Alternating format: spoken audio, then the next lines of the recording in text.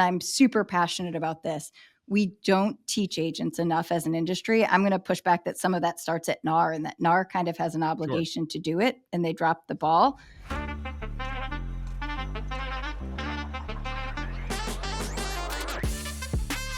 If you're not getting educated about local and national real estate news, market conditions, whatever the Fed's doing at their given meetings that we have coming up, you're doing yourself and your client base a disservice. This is the Knowledge Brokers Podcast. I'm Tom Toole here with Lisa Chinatti and Byron Lazine. And we've got a Fed meeting this week, you two. We had an amazing, I read the article on BAM. I want to see this video, Byron, the Neil and Gary Vee webinar that he did. Gary Vee had some great stuff we're going to talk about. And there's this stat floating around. Some people think it's BS, about 71% of agents not doing a deal last year. We're going to break it all down next. Let's start with the Fed meeting. So the Fed met, did not cut rates as expected. I don't think that was a surprise at all. It was kind of a ho-hum Fed meeting in my view. And when you look at the comments afterwards, Jerome Powell gave his take. He said the market stabilized after a rough patch, and it looks like they're prioritizing labor over inflation is my takeaway here. It seems like they're making progress on inflation. Labor seems to be something that they're really talking about in the jobs market. Lisa, let's go to you first after last week's 25-minute rant so you can say something on the pod. What do you think about all this? Well, I want to add that I loved some of the comments about the rant. And I don't know if you noticed it, but it was interesting because I think some people want to hear from you and me a little bit more than Byron, Tom. I think that was specifically to last week's episode, Lisa. And I'd love for some support in the comments, if you will. Byron, you handled that like a champ and got into the comments and said, thanks for the feedback. So you got to give credit where credit's due, right? I mean, we all talk about accepting feedback. I loved how you handled that. Lisa, you're up. Yeah. Well, I mean, I think the big takeaway for me was that nothing was unexpected. And I think everything kind of reacted the way that we expected it to. And for better or for worse, I think one of the key words is stabilization kind of across the board. And it's a super important word that we have to focus on, right? And stability across all sorts of different things is going to be critical to the success of 2025, not just for agents, but also for consumers as well. Knowing what's going to shake out, or at least feeling confident in it, is a big part of it. So that was my biggest takeaway. What did you think, Byron? I mean, I think if you pull into Powell's quotes from the Q&A segment, if you pull out of there's only, and we've talked about this so much, but he reinforces what we should all be talking to buyers about. There's really only a couple of ways interest rates can come down, and that is a crisis-like event or the labor market breaking, right? And so you could see that the third way is that inflation gets down to target 2%, but Powell sounds not very confident that that's going to happen in 2025. Analysts' projections don't sound very confident that inflation gets to this arbitrary 2% number. How do you stay with the same, by the way, how do you stay with the same 2% inflation number that was made up decades ago when you print $5 trillion of new money and pump it into the system in a couple year cycle? How do you keep that at 2%? Doesn't make sense. You're trying to drive to a number that's probably unreachable. So we're not going to get there, which doesn't bring the long-term rate, which is the 30-year fix, down.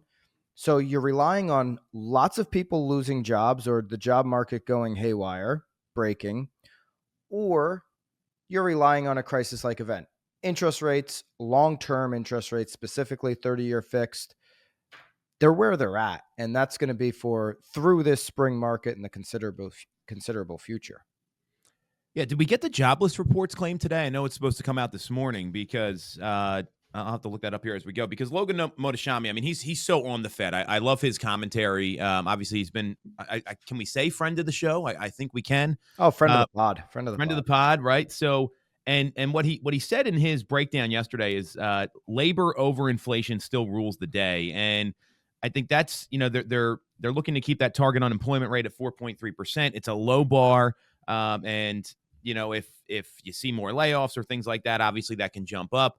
I like stable, Lisa, and I think that Byron, your message there is very clear. Like, hey, this is the market that we're in. Skylar from Zillow, she told us the same thing. The chief economist over there.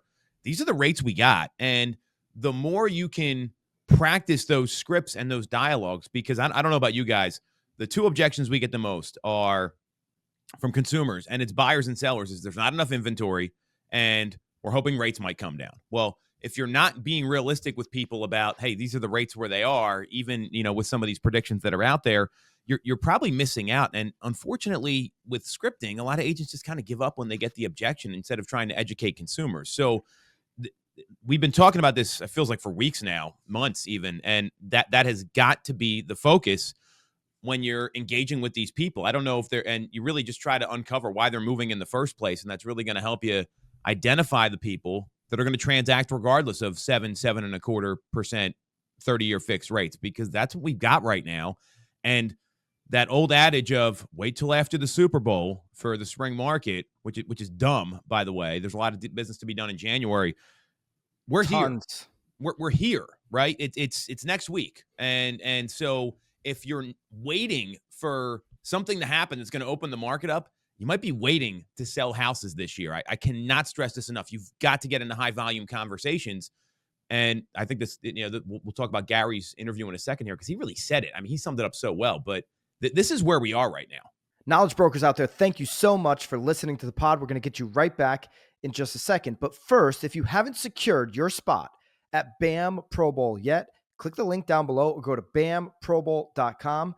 The free event with limited access will be this Wednesday, February 5th, 12 Eastern. The only way to get the replay would be a BAMX member or to be on there live. So there's no replay for non-BAMX members. Make sure that you grab your spot, bamprobowl.com. Now let's jump back into the pod. There's going to be a huge tie-in to Gary Vaynerchuk's comments for sure to all of this. The conversation that you alluded to with our buyers, it can't be this cut and dry. Well, interest rates aren't going up or aren't going down, rather. Yeah. Interest rates aren't going down. Nope. It can't be like that. Maybe if you're talking to a high level driver, you could maybe get that point across. And if you totally understand that you're communicating with a driver, maybe you already have a client for life relationship with them, you might be able to make that statement. But for most new or even buying their second or third purchase ever, home buyers who are just trying to buy a home for them and their family, like you've got to slow down the conversation. I've said this before, like, hey, waiting is an option, but has anybody walked you through what we're actually waiting for if we want rates to dramatically drop? Has anybody walked you through what we're actually waiting for if we want these long-term rates to significantly drop in a short period of time? No? Okay, let me just walk you through that. And you walk them through the crisis-like event scenarios. You walk them through the labor market breaking. And you have that conversation like, listen, if you've got information that I don't have, like, let's invest, in the market together. If you've got insight into the future that there's a crisis coming or there's significant job loss, and you'll be able to find out now, depending on what they said, if they're, kind of this doom and gloomer and is just buying into, oh, I think it's going to crash because I think so. Or, if they're willing to, really step into kind of the reality of, what we would be waiting for in that situation and help educate them along, of course. Lisa. I think that's great for the first timers. I think there's got to be a little bit extra kind of taken into account with those that are in the situation where they're in a smaller home, they want to upgrade or whatever, and they're locked. Is that a Celtics mug? It says coffee's for closers, Lisa. Oh, this is definitely like the not a Boston Celtics. Celtics. Does it really say that? It definitely does. Coffee is for closers. Got Alec Baldwin on here. We need a photo of that so we can pop it up, because you can't really see what the camera. Yeah, let's get a photo. I'll send it to you guys. Yeah, that's too good. Anyway, squirrel.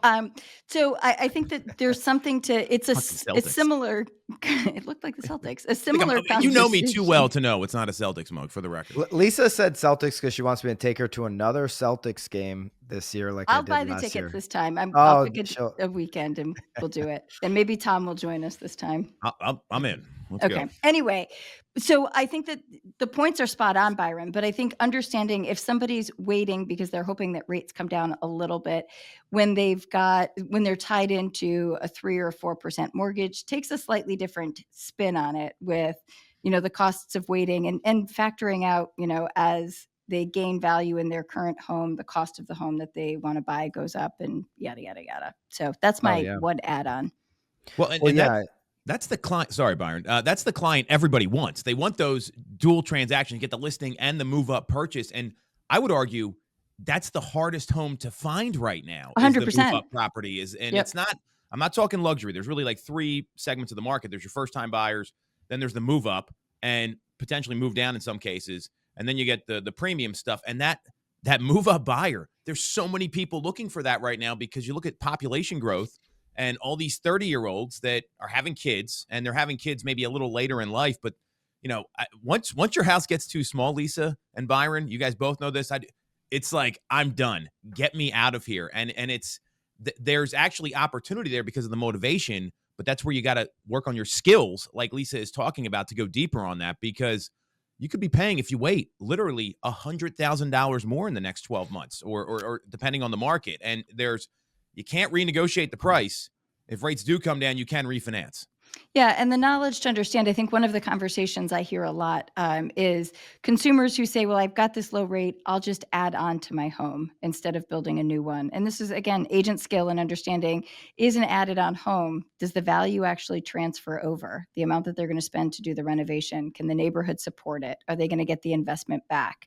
Would they actually grow longer term appreciation by moving to a different home in a neighborhood that they want with the features that they want, where the value is supported long term? I think there's just so much that goes into it that requires skill and knowledge and finesse.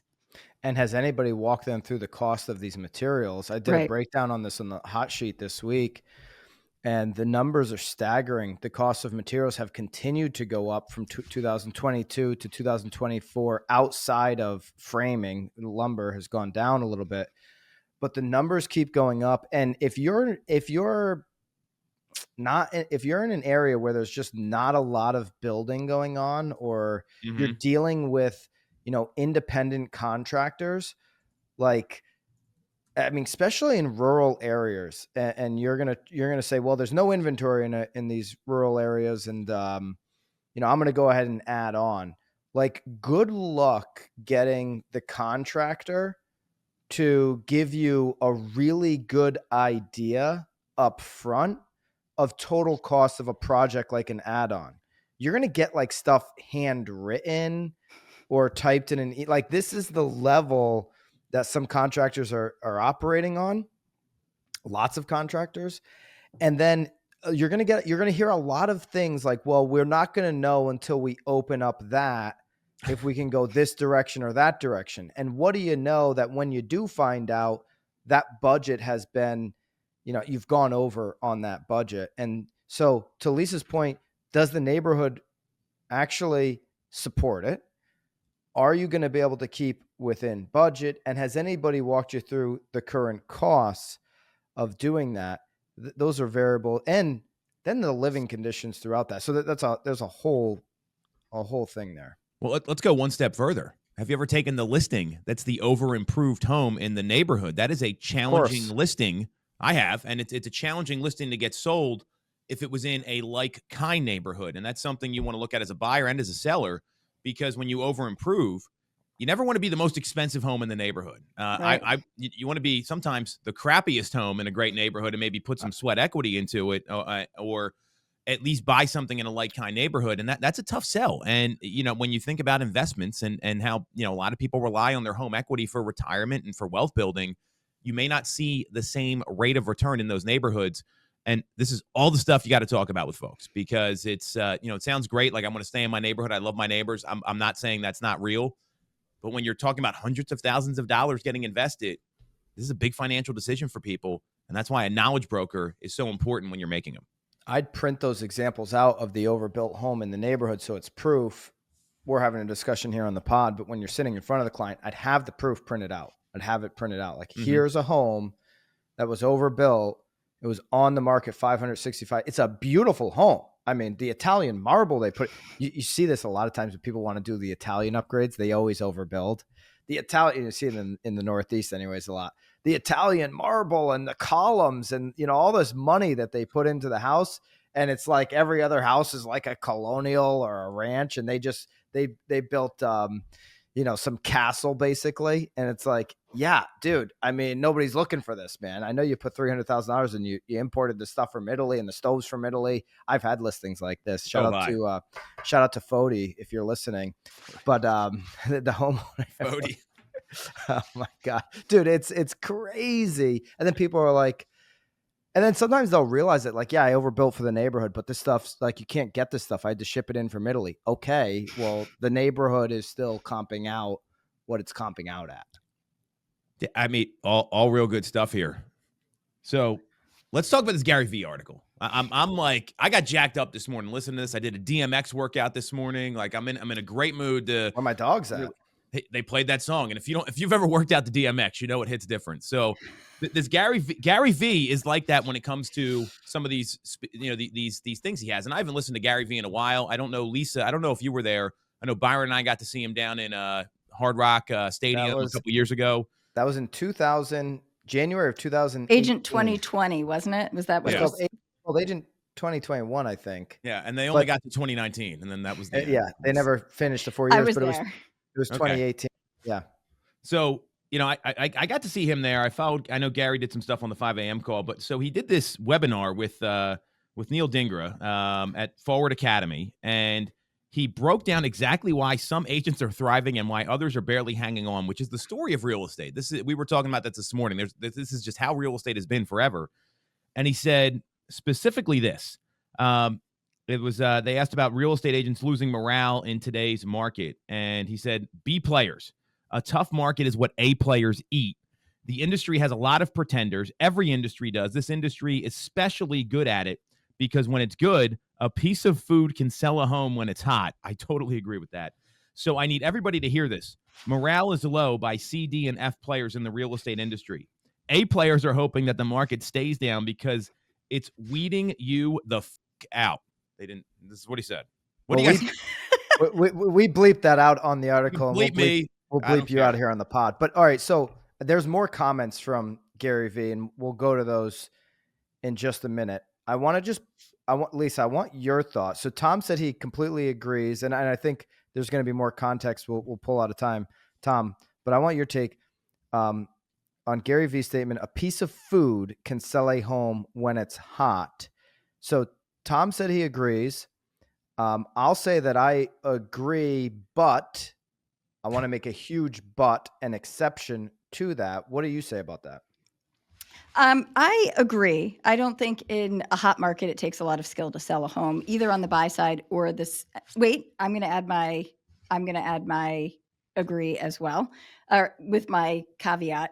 I think that on the listing side in a hot market, they sell super easy. I think getting a buyer to the closing table in a hot market takes a little bit more skill to finesse the buyer to position themselves correctly in a very fast moving multiple offer market.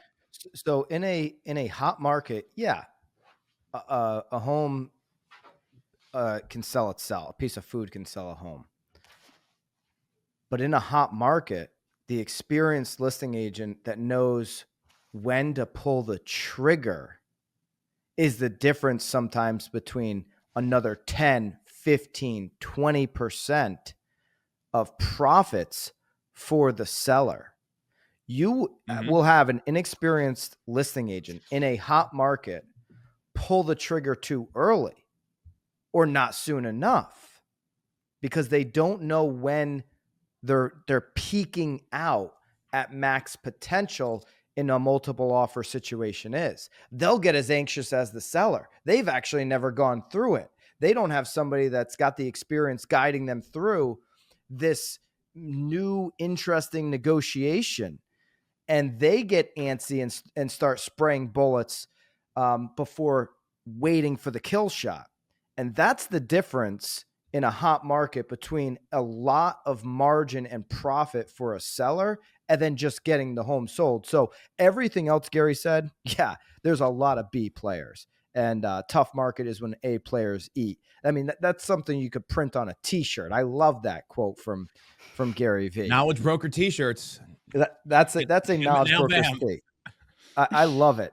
But there's and listen, Gary's sister, Liz Novello, is a real estate agent in New Jersey. I spent time with Liz. She's a rock star. I love Liz. So he knows. It's not like he's just spitting out things he thinks. He knows a little bit about this. He's got some insight, and I think if you push him on that hot, there's a difference between, okay, what's a really experienced agent doing in a hot market versus not. And so, I agree with the overall point. Just wanted to kind of give the nuance there to that statement. If it's catching people off guard, there's nuance there. Yeah, I agree with everything you guys are saying. And I mean, there's so many case studies of this. Like, you get a listing, right? Hot listing, 25, 30 showings booked over the weekend. First offer comes in. The inexperienced agent, like, oh, we got to jump on this. They asked for an answer the same day, but you got 20 other people coming through. You've got leverage there. Now, they're worried about blowing everything up and not selling it at all, rather than, hey, I know what I'm doing here. This is the coaching that I've gotten from my organization. Maybe if they're not so experienced, here's how we do this. These are plays that work. And that's such a great example. I've seen that happen so many times. So many times. You're spot on with that one. Like, we're writing offers on a Saturday afternoon for a home that's one day on the market. Oh, we just accepted something. It was too good to pass up. How about you talk to the people that are showing the home? Like, that is a rookie move. And that's exactly what Gary's talking about. Yeah. He had another quote here. Oh, go ahead, Byron. Sorry. Before we get to that, I just want to add one more thing here. So, he talks about the market conditions are weeding those C and D and F players out. And that's absolutely true. We've seen that over the last 2.5 years.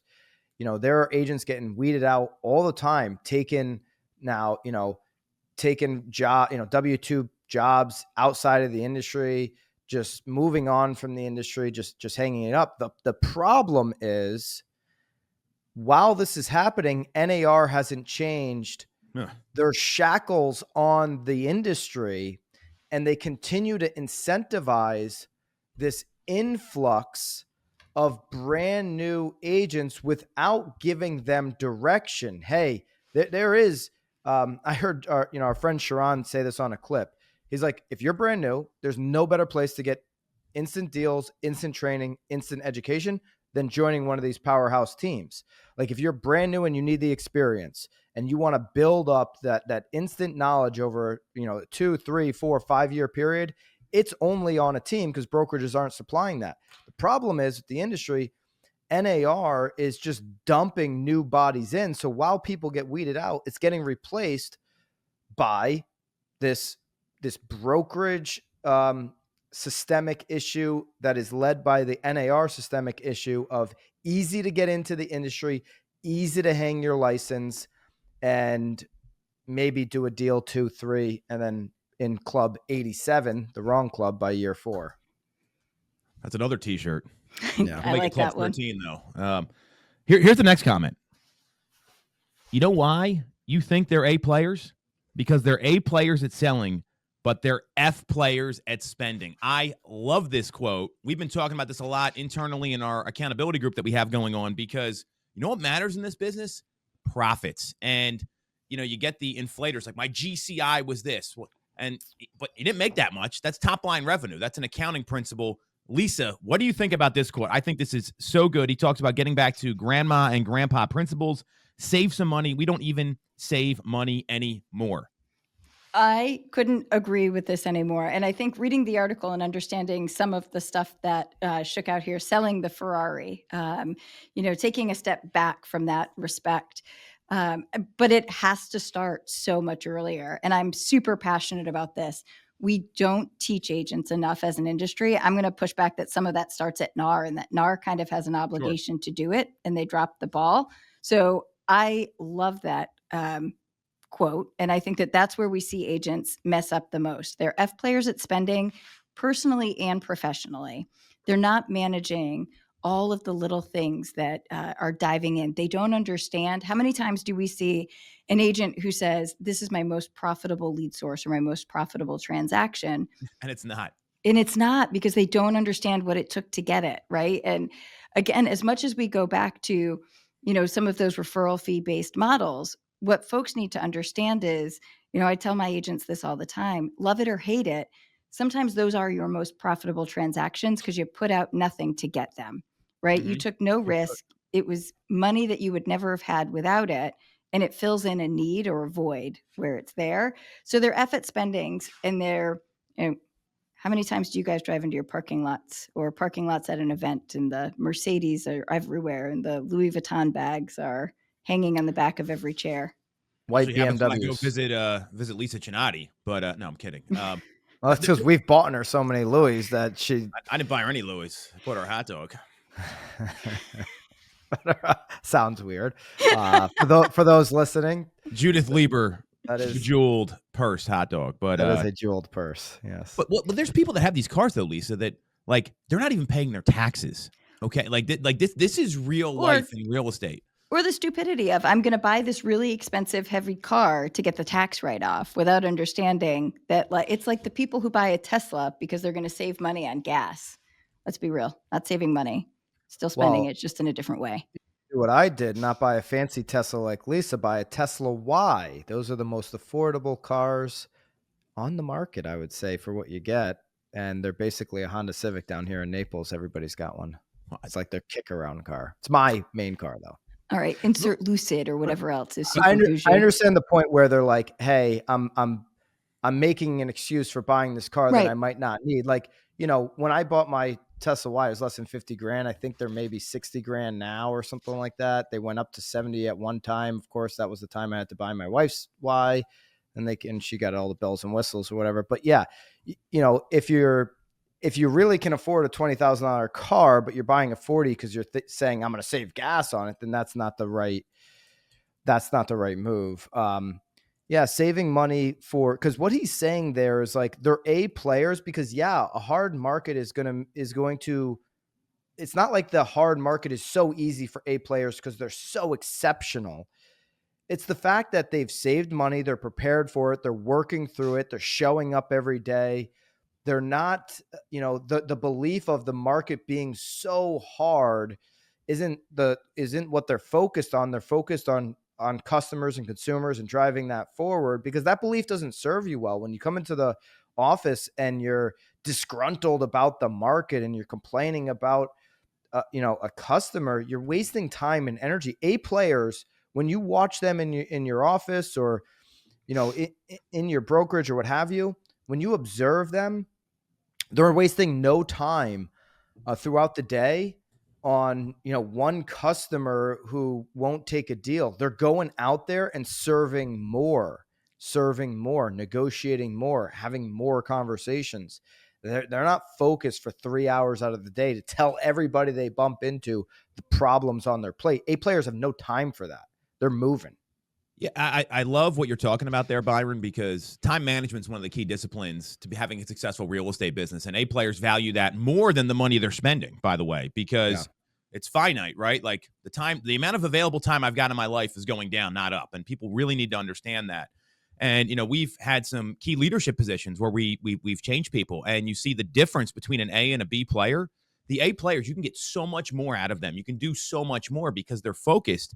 Now, they're not all, some people aren't A players to start, but they develop the skills to do it as well. Like they're observing what A player. I wasn't an A player when I got into this business. I was probably like a D. I mean, I was bankrupt, so I was an F. All right, so we're all at the same starting point here, though, right? I mean, and but you get around the right people, you observe those habits. Gary Keller talks about looking for models that work and copying them, and having some blind faith. He talks about that all the time in his his podcast that he has that come out once every 2 years.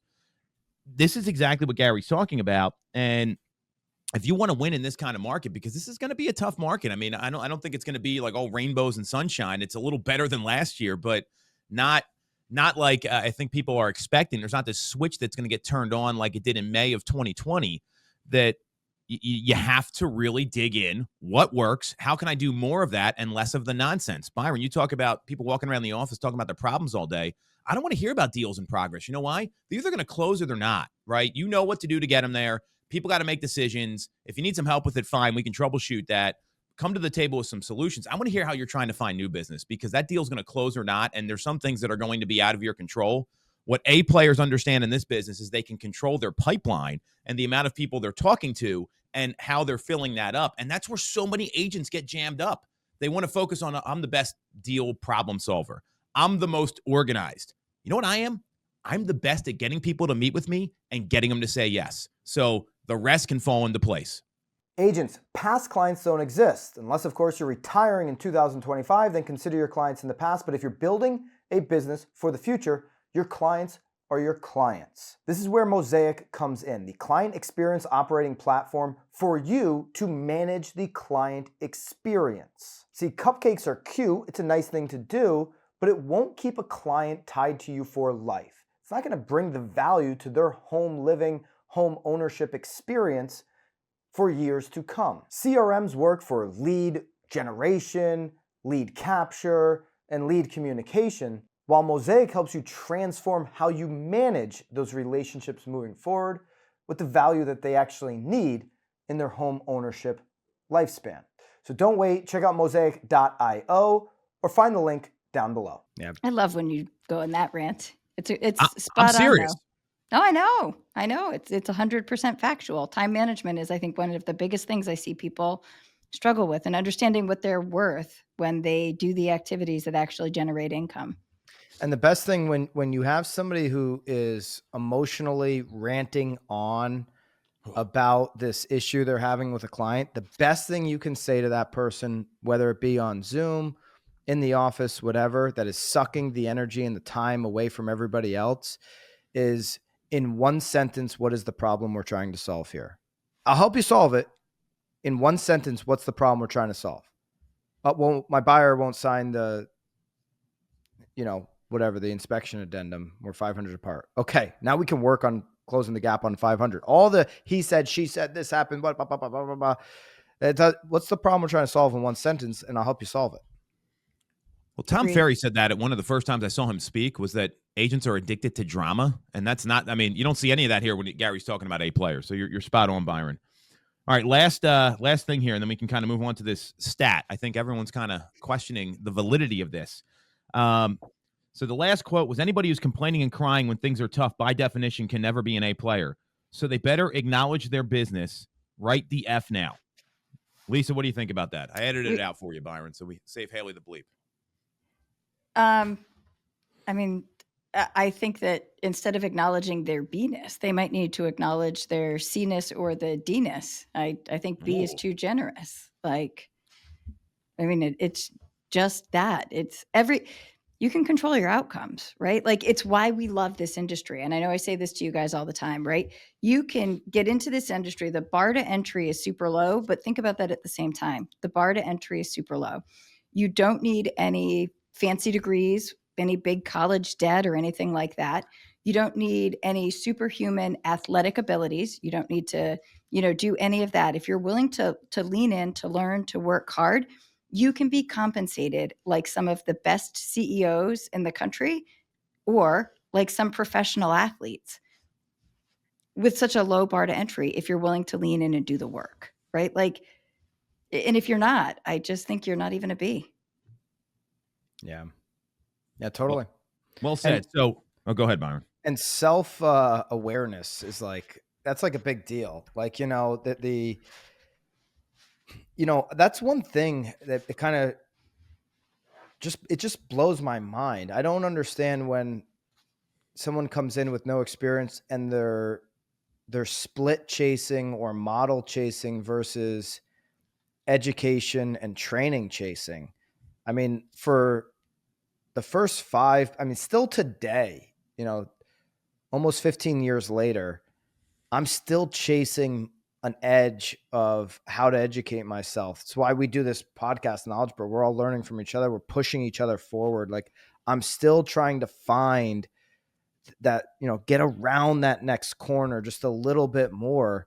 In my first 5 years, I mean, I was all in, not that I'm not today, but all in on every piece of training I could get, every piece of education I could get. It was never about the model or the split.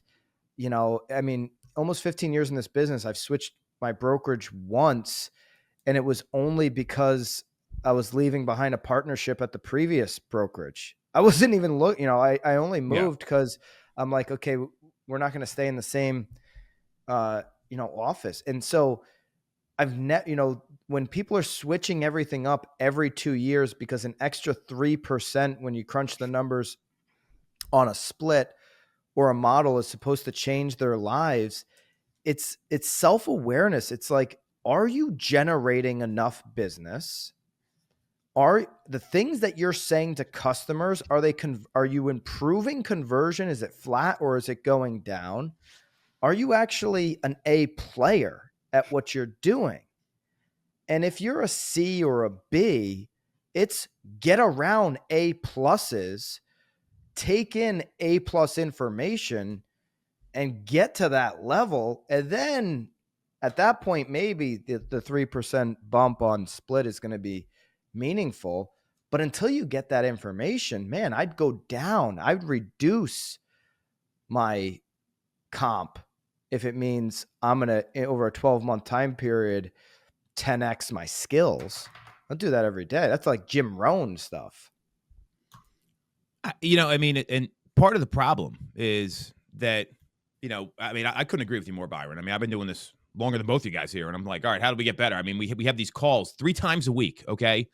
Most people can't even commit to an accountability call. Byron, we've been doing this for 5 years now, since 2020. Is it that long? It's that long. Wow. And, most people can't get past like the first month of accountability calls. They're like, I want an accountability partner. I want someone to help me. And they can't even show up for that. Okay. And it's, how do we get better? You talk about turning the quarter. I look at breaking through the bottlenecks in your business. Same thing. We're talking about the same stuff here. And then you've got somebody else on the other side, right? Like some other person. And look, we all recruit agents here. Now I'm a big believer. We've got the best training in our marketplace. I'd argue you two probably have the same without having the context. So then what happens is, they do a couple deals. They think they know everything. I don't need to do it this way. I'm going to do it that way. And they see the shiny new object. And that's why 87% of agents fail, because they can't stick to what works and doing more of that and running plays that work. And self-awareness is a real thing. The first thing you got to do is have a meeting with yourself when you're thinking about making a change. What can I do differently? Because it's usually not the environment, right? The environment, it could be in some cases where they're not giving you the right opportunities or the right venues. But what can you do differently first is the first meeting. I could not agree with you more. But that's why there's 13% of agents that make it past the first 5 years. Yeah. And so that number is locked in, solid. The 87% fail by, before they enter that 5th year, and 13%, as Tom calls it, Club 13, continue to move forward. There's a number that's flying around. This 71% of agents didn't sell a house last year. This is according to Redfin, my projected loser for 2025. Not that they haven't had the L on the forehead for many years, but I've highlighted them in our prediction show as the biggest loser. And they came up with this number, 71% of agents sell. Usually when you dig into MLSs, it's about 50%. So was last year an anomaly? Do we buy into this number? What do we think here? I don't buy it. I know that there's a good percentage that don't sell a home, but I don't buy that it's 71% didn't sell a home. MLS, it'd be interesting. We should all do that. I was just thinking, what's in my MLS from last year? We should all pull our MLSs before next pod. Good luck with Bright. They're not going to give me any data, so you two can do it. I think I can get it through broker.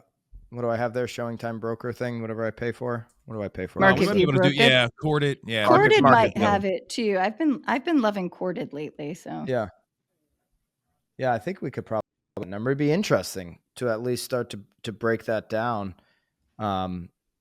I mean, 70, listen, do I think that the number of agents that really just basically don't do any business? Because if you start counting the 1 dealsies and the 2 dealsies, that number is probably 80%. We always know 20% of the agents do the majority of the business. So, whether it's 71% don't close any deals or what have you, how would you frame that conversation publicly for agents? Well, I can tell you what I'm seeing right now is that these people are out there trumpeting 71% of agents didn't sell a home, call me instead. And you kind of look like an asshole when you do that. Like, that's not going to send the right message. I'm not a big fan of putting negativity out in the marketplace. It's more of, hey, this is talk about like, hey, I've helped this many people. We're in an industry where there's a way to frame this a little bit. Chris Smith put out an email. I thought this was pretty interesting.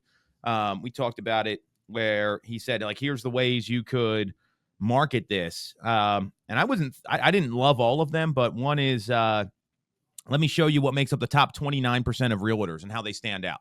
Like that's a great way to frame it, right? Much more positive.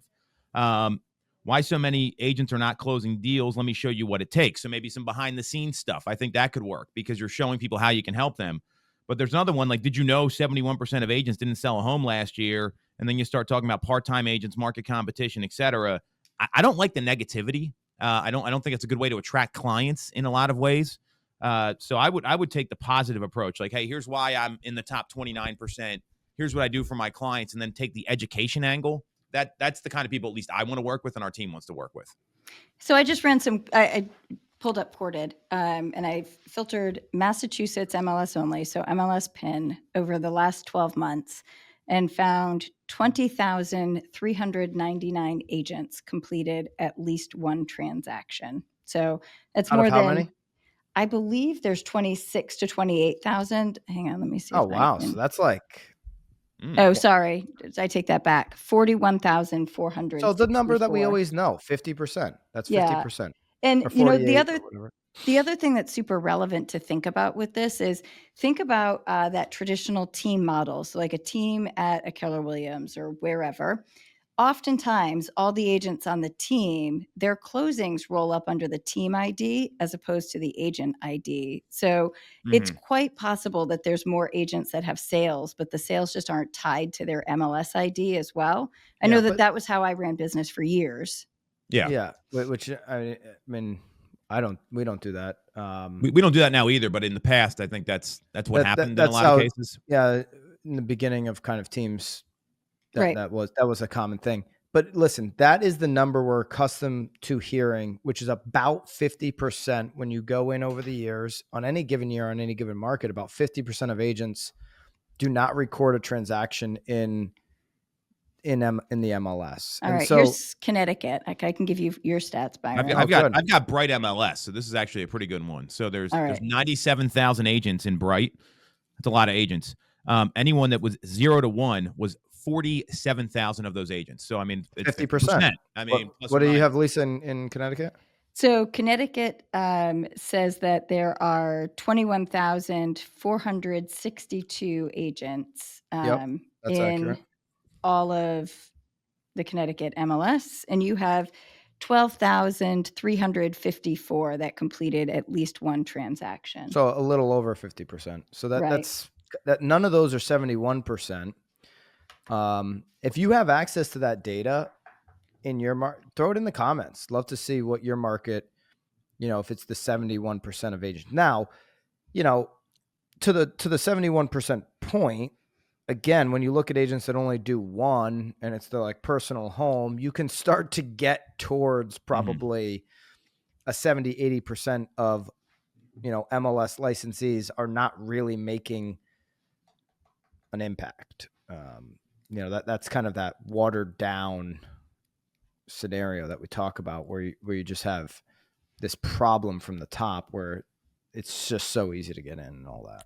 Yeah, I mean, you look at this article too. There's no sources here. It's based on a survey, and then the comments are how many people took the survey. You don't see any of that. So I mean, if it's a Redfin survey, probably about 700 people. So that's what I'm saying. Like, I mean, it's and so it's that's, or you might have like referral agents taking the survey, which count towards that. Like, I mean, they're by design not selling properties; they're just collecting referral fees. So you know, you got to be careful what you're putting out there is my point. I would be very mindful of the consumer messaging, because saying, you know, 71% of my industry sucks, because that's basically what you're saying. You could turn off a lot of people, and you got to be really mindful of the messaging that's going out to consumers. Yeah. I mean, yeah, I would agree with that. I mean, but on the other side, I don't have a problem putting out a stat. So like we just pulled stats in the MLS. I mean, I think it's a stat that would be eye-opening for some consumers. Wow, you know, 49% of licensed agents, because everybody knows about 10 agents. So there is a 50% chance that one of those agents didn't sell a damn house, and they're also selling, you know, lip gloss, and they're selling watches, and they're also, you know, starting a car washing business, and they're also working 20 hours at the pub. And it's like, whoa, geez, this person's got like 5 different, you know, that might be like a cue of like this person with like 5 side hustles, and they're doing drop shipping, might not be who I want to list my home. I totally agree with that. I mean, that's why, but that's why you've got to, we talk about listing appointments. There was a FUB conversion event yesterday in Philadelphia that was like Steve Passanelli was there, some other folks. You guys remember what happened with Steve Passanelli when he did I think this might've been before you joined the mastermind. We did a video call with him when he worked at BombBomb, and Josh Rubin just like eviscerated him for no reason. And then we saw him at Agent 2021, and he was like, man, that guy really is a dick. Like this is like, it's classic. Anyway, we can edit that out. That doesn't really matter. So anyway, he's there. Very smart guy. He's the CMO at FUB. Tell Steve to write my email back next time. You should have told me yesterday. I would have FaceTimed you. I wish I knew you were with Steve.